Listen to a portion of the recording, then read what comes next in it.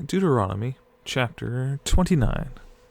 These are the terms of the covenant the Lord commanded Moses to make with the Israelites in Moab, in addition to the covenant he had made with them at Horeb.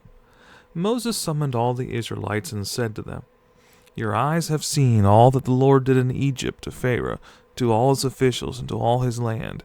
With your own eyes you saw those great trials, those miraculous signs and great wonders.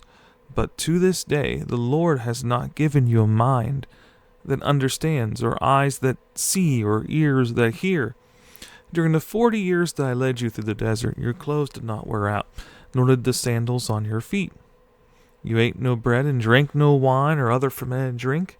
I did this so that you might know that I am the Lord your God. When you reached this place, Sihon, king of Heshbon, and Og, king of Bashan, came out to fight against us, but we defeated them. We took their land and gave it as an inheritance to the Reubenites, the Gadites, and the half-tribe of Manasseh. Carefully follow the terms of this covenant so that you may prosper in everything you do.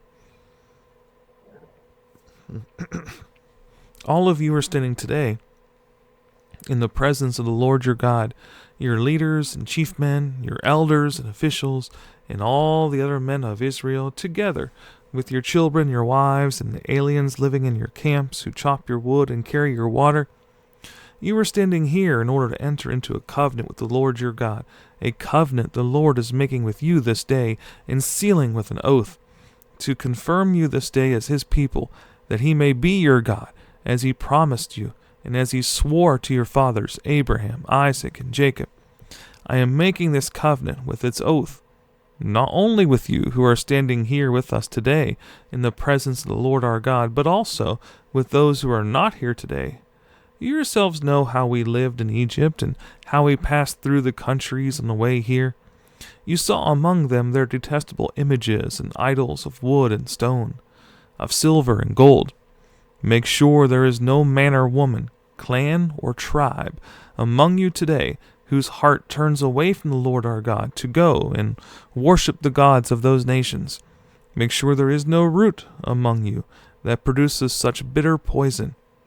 When such a person hears the words of this oath, he invokes a blessing on himself and therefore thinks, I will be safe even though I persist in going my own way. This will bring disaster on the watered land as well as the dry. The Lord will never be willing to forgive him. His wrath and zeal will burn against that man. All the curses written in this book will fall upon him, and the Lord will blot out his name from under heaven. The Lord will single him out from all the tribes of Israel for disaster, according to all the curses of the covenant written in this book of the law. Your children, who follow you in later generations, and foreigners who come from distant lands, will see the calamities that have fallen on the land, and the diseases with which the Lord has afflicted it. The whole land will be a burning waste of salt and sulfur, nothing planted, nothing sprouting, no vegetation growing on it. It will be like the destruction of Sodom and Gomorrah, Admah and Zeboim, which the Lord overthrew in fierce anger. All the nations will ask, why has the Lord done this to this land? Why this fierce, burning anger? And the answer will be, it is because this people abandoned the covenant of the Lord, the God of their fathers, the covenant he made with them when he brought them out of Egypt. They went off and worshipped other gods and bowed down to them, gods they did not know, gods he had not given them.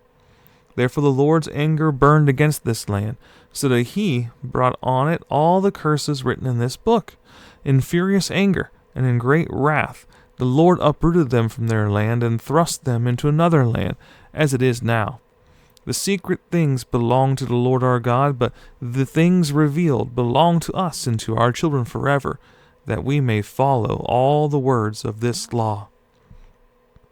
When all these blessings and curses I have set before you come upon you, and you take them to heart, wherever the Lord your God disperses you among the nations, and when you and your children return to the Lord your God, and obey him with all your heart and with all your soul, according to everything I command you today, then the Lord your God will restore your fortunes, and have compassion on you, and gather you again from all the nations where he scattered you.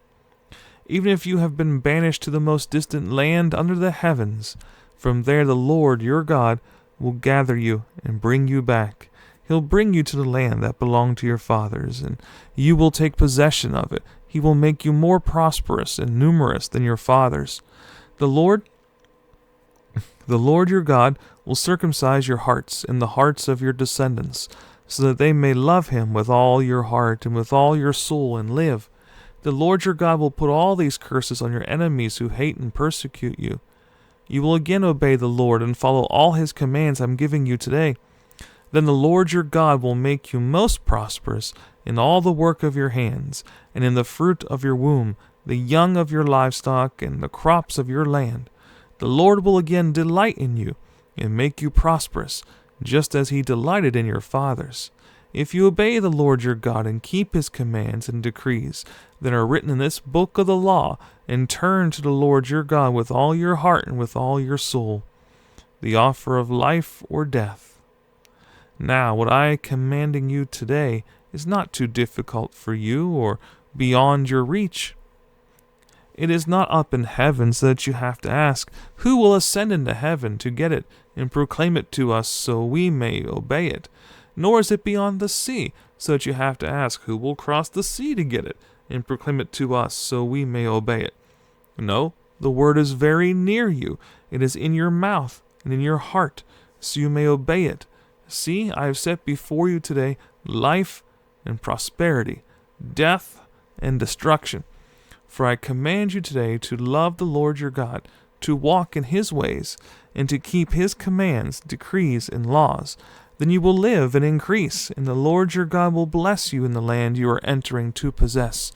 But if your heart turns away and you are not obedient, and if you are drawn away to bow down to other gods and worship them, I declare to you this day that you will certainly be destroyed. You will not live long in the land you are crossing the Jordan to enter and possess. This day I call heaven and earth as witnesses against you, that I have set before you life and death, blessings and curses. Now choose life, so that you and your children may live, that you may love the Lord your God, listen to his voice, and hold fast to him.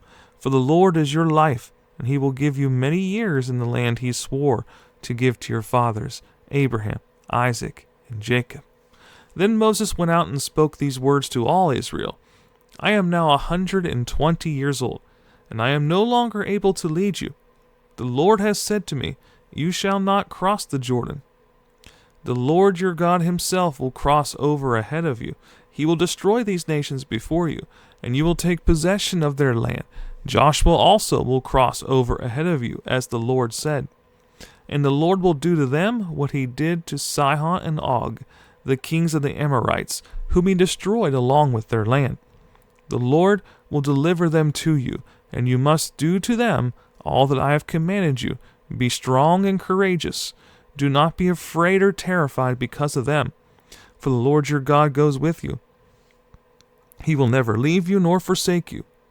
Then Moses summoned Joshua and said to him in the presence of all Israel, be strong and courageous, for you must go with this people into the land that the Lord swore to their forefathers to give them, and you must divide it among them as their inheritance. The Lord himself goes before you and will be with you. He will never leave you nor forsake you. Do not be afraid. Do not be discouraged. So Moses wrote down this law and gave it to the priests, the sons of Levi, who carried the ark of the covenant of the Lord, and to all the elders of Israel. Then Moses commanded them, at the end of every 7 years, in the year of canceling debts, during the Feast of Tabernacles, when all Israel comes to appear before the Lord your God at the place he will choose, you shall read this law before them in their hearing. Assemble the people, men, women, and children, and the aliens living in your towns, so they can listen and learn to fear the Lord your God, and follow carefully all the words of this law.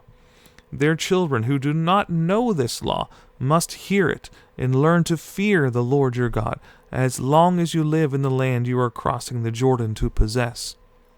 The Lord said to Moses, Now the day of your death is near.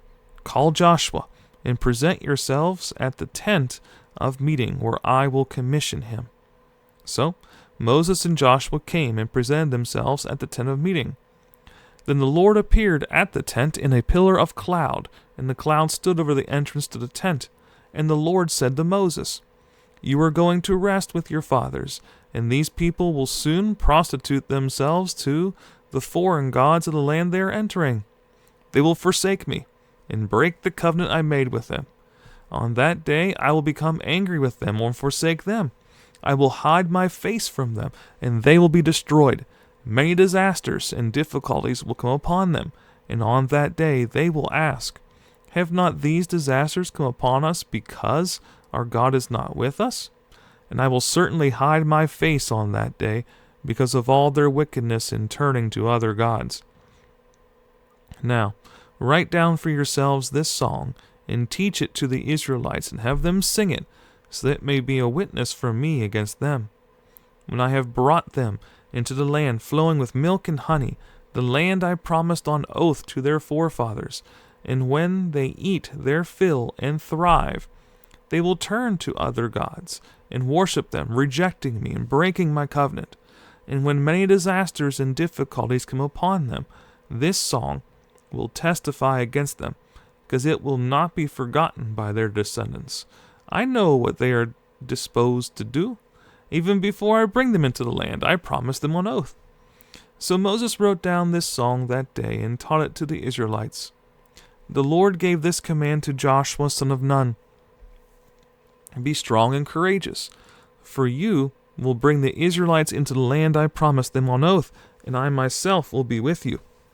After Moses finished writing in a book the words of this law from beginning to end, he gave this command to the Levites who carried the ark of the covenant of the Lord.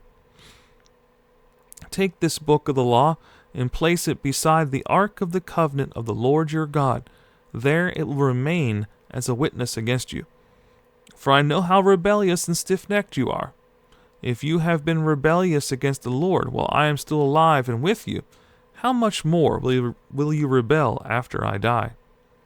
Assemble before me all the elders of your tribes and all your officials, so that I can speak these words in their hearing, and call heaven and earth to testify against them. For I know that after my death you are sure to become utterly corrupt, and to turn from the way I have commanded you.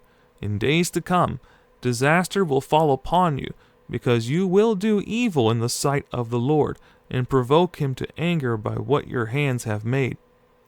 And Moses recited the words of this song from beginning to end in the hearing of the whole assembly of Israel.